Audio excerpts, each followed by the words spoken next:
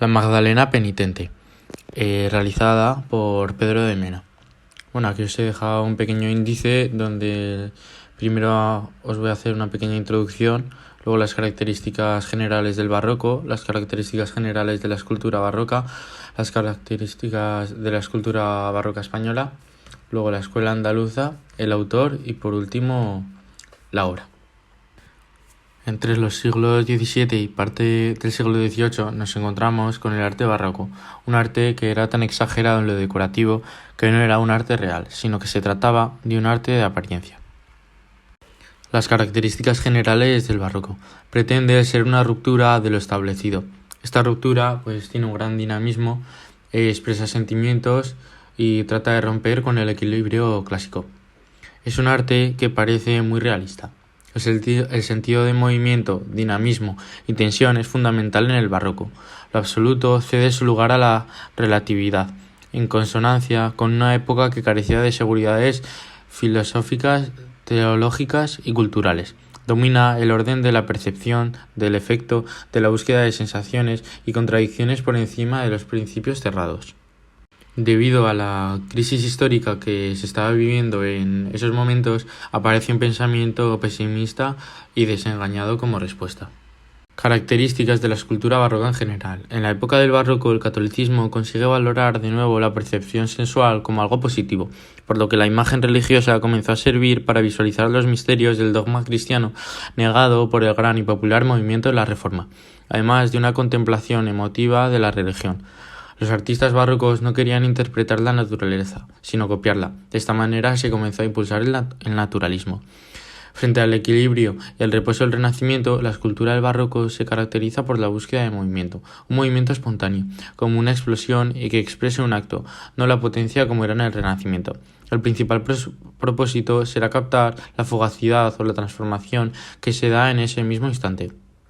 Para conseguirlo, el espectador lo aprecia en lo físico y en la estructura compositiva de las figuras y escenas. La figura barroca se conseguirá fundir con el ambiente que le rodea para obtener un efecto más real. Destacarán en ella los ropajes muy movidos con un profundo claroscuro. Al final, la belleza está en la creación de una situación. Se tiende en esta época a representar los temas crueles y espantosos como los martirios. Y por ello la escultura asume los recursos teatrales, eligiendo los momentos más expresivos y dramáticos para transmitir. Dicha expresividad se consigue conjugando el reflejo de los sentimientos y del momento psicológico en el rostro con las posturas dinámicas de un cuerpo gesticulante, como por ejemplo los voluminosos ropajes con telas que parecen flotar y con empleo de materiales policromos, entre otros. Por último, también destacaron los temas religiosos y los temas de exaltación de la monarquía y del poder de los hombres. Aquellos religiosos se centraban en la inclusión de santos, los martirios y éxtasis como una expresión de la exaltación y triunfo de la fe y de la Iglesia que abarca, mientras que los otros hicieron que se desarrollara el retrato, al otorgar una sensación de realidad y la psicología del personaje. La escultura barroca española. En España, esta época es conocido como la de los imagineros españoles. Debido a la crisis económica, son pocos los encargos de nobles y burgueses y el interés de estos es la pintura, por lo que el único cliente que había en ese momento era la Iglesia.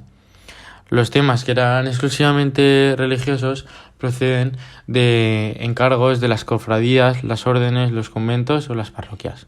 La temática es religiosa y se pretendía acercar la religión al pueblo con representaciones de imágenes de Cristo, la Virgen y los santos. Disminuye la escultura funeraria. La técnica que destacaba se basa en la talla de madera y posteriormente policromada con estofados y encarnados para conseguir la transmisión de la realidad por medio de las imágenes. Con dicho objetivo se impulsó el recurso del postizo. Consistía en la colocación de cabellos reales, uñas y dientes de hasta ojos y lágrimas de cristal, piel animal para simular heridas abiertas, etc.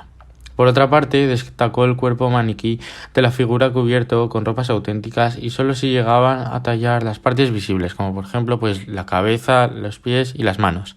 El barroco español, en lo relacionado con la escultura, busca la teatralidad propia del barroco, otorgando el centro de atención en las procesiones a las imágenes o a los diversos puntos de vista de estas.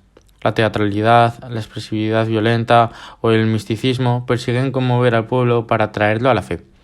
Debemos ser conscientes de que en el siglo XVII existía una gran crisis en una sociedad muy religiosa y en la cual la Iglesia impone sin problemas normas contrarreformistas. De esta manera existió una gran demanda de imágenes para altares y retablo. Distinguimos tres escuelas destacadas llamadas la Escuela Castellana, la Escuela Andaluza y la Escuela de Murcia. Bueno, nos vamos a centrar en la Escuela Andaluza, ya que es la de nuestro autor, la de Pedro de Mena. Los autores que pertenecen a esta escuela se encargaban de representar la belleza de manera espiritualizada con una policromía a base de fondos de oro a través de la mayor utilización de lo melancólico y místico que lo trágico. Figuras vestidas con deslumbrantes vestidos de telas bordadas. Pedro de Mena es discípulo de Alonso Cano. Es más realista, sabe comunicar más vivamente los estados de ánimo, ya que es mucho más directo que muchos otros. En sus obras destacan los rostros y rasgos alargados de sus figuras, las ropas trabajadas con unos perfiles extremadamente finos y la policromía empleada.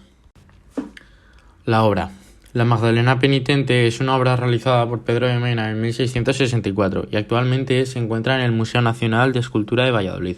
Se trata de una escultura que está constituida por madera tallada con gran detalle y por otra parte están compuestas las telas por madera policromada con estofado y el cuerpo mediante la técnica del encarnado.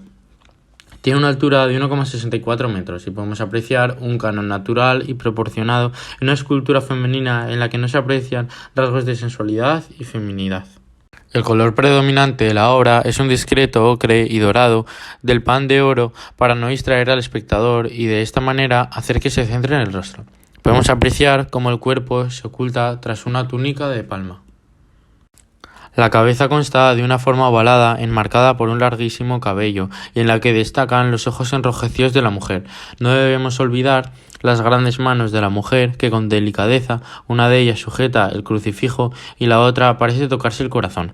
Ante esta notable descripción de la escultura, Pedro de Mena consigue transmitir con la técnica utilizada en ella y la propia obra las ideas de arrepentimiento y penitencia marcadas con expresividad y efectismo gracias a la gesticulación que se expresa con la posición de ambas manos, la inclinación de la cabeza haciendo que la mirada de la mujer, que se encuentra compuesta por ojos llorosas, se dirija fijamente al crucifijo, los labios entreabiertos y la frente arrugada, y por último el pie adelantado de Magdalena, indicando un movimiento en acto.